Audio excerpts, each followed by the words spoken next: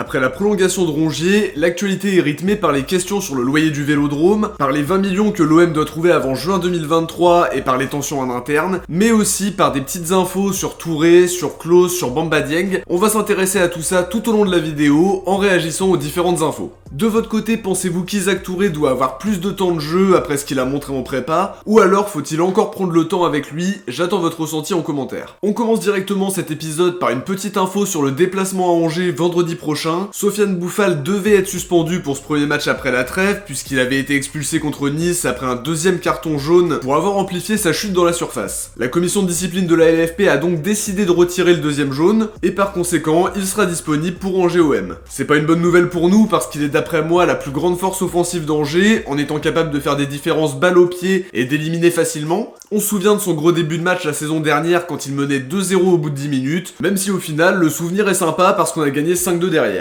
A l'inverse, Nuno Tavares sera suspendu contre Angers malheureusement, et ça complique déjà la compo de vendredi prochain. Kolasinac en piston gauche, on a vu que c'était vraiment pas ça, et ça nous rappelle le match de l'année dernière où il était passé totalement à côté de son début de match. Est-ce que Tudor essaiera de faire jouer Caboret à gauche? Il avait dit qu'il se sentait capable d'apporter sur le côté gauche aussi. Après peut-être qu'il mettra plutôt Klose à gauche, même si on espère qu'il sera en forme à son retour, parce qu'il a beaucoup enchaîné, et qu'il a joué d'ailleurs hier soir avec les Bleus pendant 90 minutes. Dernière info concernant le match à Angers, 500 supporters marseillais seront autorisés à faire le déplacement d'après la Provence. On craignait une interdiction de déplacement après les incidents de la saison dernière, mais finalement le déplacement est bien autorisé, même s'il sera strictement encadré. L'autre bonne nouvelle, c'est que le déplacement est aussi autorisé à Lisbonne en Ligue des Champions, et vu notre situation en LDC depuis le début de la saison, ce sera bien plus qu'un atout de pouvoir compter sur nos supporters dans un stade qui sera très loin d'être acquis à notre cause, évidemment. À côté de ça, Pablo Longoria a justifié la prolongation de Rongier en expliquant qu'il faisait l'unanimité au club, mais aussi que son intelligence de jeu, sa polyvalence et ses valeurs collaient parfaitement à ce que recherche la direction pour le projet, tout en sachant qu'il est de plus en plus un relais entre le coach et le groupe, en portant le brassard et en étant l'un des premiers noms inscrits sur la compo.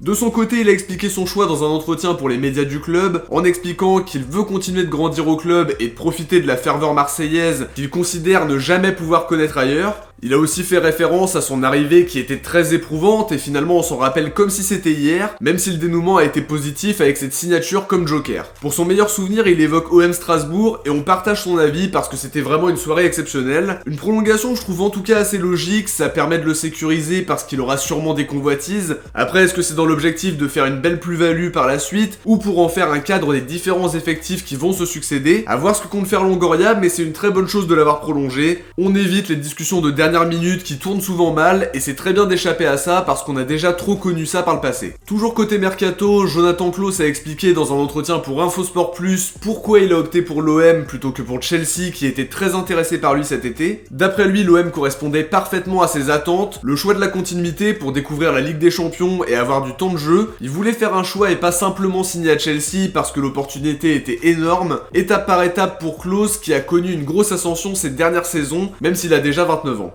Issa Caboret aussi a eu l'occasion de s'exprimer sur son arrivée à l'OM dans un entretien pour Foot Mercato. C'était il y a déjà quelques jours, mais on n'a pas eu l'occasion d'en parler sur la chaîne. Il explique qu'il est supporter inconditionnel de l'OM depuis tout jeune. Son cousin a joué quasiment 200 matchs sous le maillot de l'OM, donc ça aide. Quand l'OM est venu, il a pas du tout hésité. Il a parlé d'une sensation indescriptible quand on l'a questionné sur la découverte du Vélodrome, qu'il aurait pu déjà découvrir en tant qu'adversaire quand il jouait à 3, mais le stade n'était pas rempli. On sent en tout cas beaucoup d'enthousiasme de sa part, et surtout un souhait clair, il veut rester à l'OM à la fin de la saison. Dans sa tête, il est pas là seulement pour une saison, mais pour ça, faudra évidemment qu'il soit performant, même si Klose pour l'instant semble intouchable. Une option de 20 millions d'euros qui sera forcément négociée parce que je trouve ça très cher pour un joueur qui n'a que 2 saisons au niveau professionnel, même s'il a évidemment un très gros potentiel. À mon avis, il y aura des discussions en fin de saison, mais on aura l'occasion d'en reparler au fil de la saison. Au rang des révélations mercato, la direction sportive de Leeds a apporté un éclairage nouveau sur le transfert avorté de Bamba Dieng. D'après leur président dans le quotidien The Telegram, ils n'auraient pas réussi à trouver un accord alors que tout semblait bouclé le dernier jour du mercato. Le directeur sportif Victor Horta s'était étonné de la non-signature de Bamba, en expliquant ne pas savoir ce qui l'a fait changer d'avis, même s'il a pensé à l'hypothèse de la solution de facilité, en choisissant Nice ce jour-là pour s'éviter un temps d'adaptation dans un pays étranger. Il ne semblait pas vraiment lui en tenir rigueur parce qu'il expliquait respecter son choix. Je pense en tout cas que ça a irrité l'OM parce qu'il voulait le vendre en première ligue plutôt qu'en Ligue 1. Finalement il a été vendu nulle part, c'est encore pire pour la direction. En tout cas cas, apparemment, tout n'était pas encore bouclé au moment où Dieng était attendu en Angleterre. À voir quel sera son avenir à Marseille. Évidemment, j'espère qu'il aura un rôle plus important dans le groupe pro, parce que sinon, peut-être qu'il partira dès le mois de janvier pour dégager quelques millions d'euros. J'espère que sa situation se sera nettement améliorée dans le groupe pro, parce que je pense qu'il a les capacités d'être un joueur important pour Tudor. Concernant Isaac Touré, on remarque bien depuis le début de la saison que le staff prend son temps avec lui. Il a jamais été titulaire et son temps de jeu est très réduit avec 24 petites minutes en 2 entrées en jeu. Tudor justifiait ça par une grosse concurrence en défense centrale et le besoin de s'adapter au championnat, et ça se fait finalement assez progressivement pour lui, trop progressivement peut-être. La Provence parle d'un plan de trading pour le jeune défenseur. Il a été acheté 5,5 millions